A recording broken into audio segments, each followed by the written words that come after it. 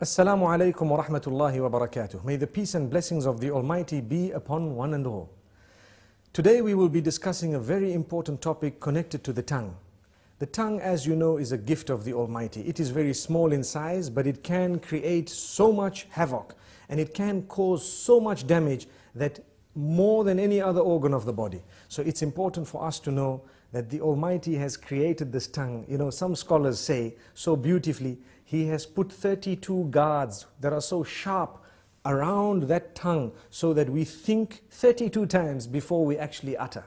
And it's amazing how the tongue is so small, it moves 1,001 times in a minute up and down, and yet it does not get cut by these sharp knives around. This is the gift of the Almighty. So consider it a gift. Use it as a gift. And the reason we say this is to concentrate more on a specific department of the use of the tongue, and that is when it comes to those we mix with, beginning or starting with our wives, our husbands, our family members, our relatives, and then those we interact with, our friends and so on. What we should know is that the tongue has several different uses. One of them is to taste food, one of them is to speak, and there are so many other uses of the tongue that are there. Some we may know, some we may not know. It's amazing. However, remember, your respect as an individual is very closely connected to how you use the tongue. This is why the Messenger Muhammad, peace be upon him, says, every morning all the organs of the body call out to the tongue and say, fear the Almighty regarding all of us. It is through you that we are known, so be careful what you say. Amazing. Which means I have hands, I have legs, I have a brain, I have eyes, my whole body, my entire image, my identification. I am known as a good or a bad person based primarily on how I use my tongue. Have we ever thought of that? So if I use it correctly, I will be known as an upright individual. If I lie and swear, use vulgar language, scream and shout, they will know me as a bad person. But my legs have not committed a sin, my hands have not committed a sin, my hair and all the other parts of my body have committed no sin. The sin is committed by the tongue. And the tongue, yes, closely connected to the brain and all that, yes, correct. But ultimately it was the one used to relay what was within. This is why if you're not sure, don't speak. Speak when you're sure. Think about it, think twice. I'm sure we've all heard the saying, you've been given one mouth and two ears to speak half that of what you hear. So you hear more and you speak less. Sadly, a lot of us love to speak. And we just want to say anything and everything, no matter how it sounds. Not realizing, did you know, it is an act of worship to think before you speak. You're actually rewarded, an act of worship. The Almighty becomes pleased with us when we think before we speak. And not just think, but think of how many different ways there are for me to portray or to say what I have in my heart, to convey that message. If I've got 5 different ways of wording it, I need to select the best, most effective, most beautiful manner, and then I will speak. And if I speak using that best and most effective manner, I will automatically be able to please my Maker, and I will definitely cause or create lots of harmony and peace in my surroundings. So very importantly, let's use the tongue correctly. Number 1. Number 2 is not only the selection of words, the tone as well. Very closely connected to that. Some people scream and yell, they shout. Shouting will reduce your respect. The more you yell, the less people respect you.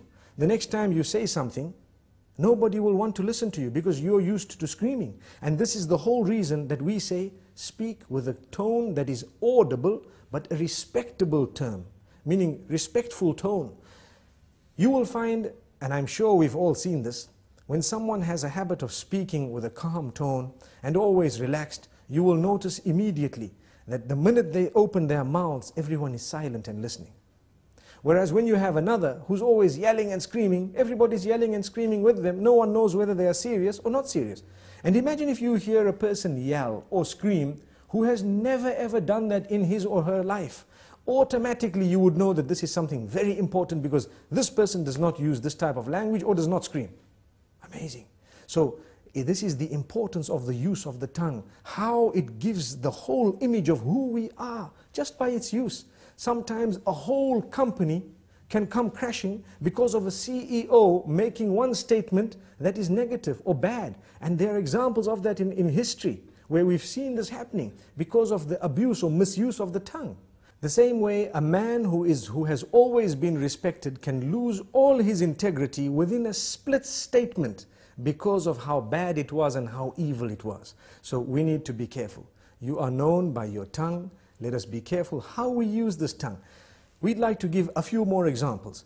Within the home, it is an act of worship to say words, to create the words and to utter words that will bring about a smile on the faces of your children and family members, your spouse primarily. Did you know that it is actually an act of worship to come home and utter words of goodness, sweet words, beautiful words, make people feel appreciated, make them feel wanted, make them feel the bond? And it is the tongue that makes us really connect to one another. And this is why we say it is an act of worship. So many people do not realize it's a charity to say a good word. A good word is a beautiful charity. We come home, we're silent. Being silent is something that's not good, especially when it comes to those who are waiting for you to say something of your own family. A good word. Yes, when there is a problem, you might want to remain silent for a moment. If you think that that is the best way of solving the problem for now, you might want to speak a little bit later. But even when you choose to speak, say the best words. This is from the messenger, may peace be upon him. And we always tell people charity begins at home. Sometimes we are very careful of our tongues outside the door. Whereas when it comes to in the home, those who work for us, those who live with us, those who are the closest to us in terms of family and so on, they are so worried of us opening our mouths because every other word is a swear word. Every other word is a lie. Every other word is a word which is derogatory, defaming, which is disrespectful, which causes hurt and harm. Why should we do that? A good Muslim will never utter words that are hurtful to others. There is no need to do that. Even if you disagree, if you disagree with someone, you do not need to utter words that are hurtful to them, belittling them, making them feel like they are not worth it. Sometimes maybe the good statement from your mouth might actually make them change their minds and come on to what you had because you were so good. You came forward so beautifully. This is the religion. This is what we have been taught. Now let's ask ourselves, do we as Muslims really follow these teachings? We call ourselves Muslims. A lot of the times we swear so much that even those who are not Muslim are embarrassed. And it gives the wrong image of the teachings of the beloved messenger. May peace be upon him. And may the peace be upon all the other messengers. We shouldn't be doing this because we have the responsibility of portraying the correct image of the teachings of the Almighty. And these teachings primarily begin with a good tongue.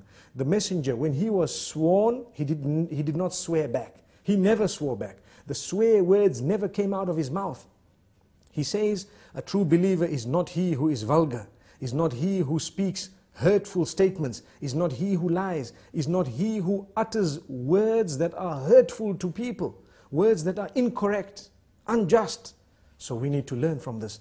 Let us learn to be honest, tell the truth. For indeed to lie would be a burden on the shoulders, and it would be a very, very grave burden on the day of judgment. We should not be lying, we should not be hurting people's feelings. I hope I've said a little bit to motivate people to use their tongues in a better way, starting with myself and then everyone else. Remember, choose the best words, choose the best expressions, for indeed to do that is a great act of worship. Until we meet again, Assalamu alaikum wa rahmatullahi wa barakatuh.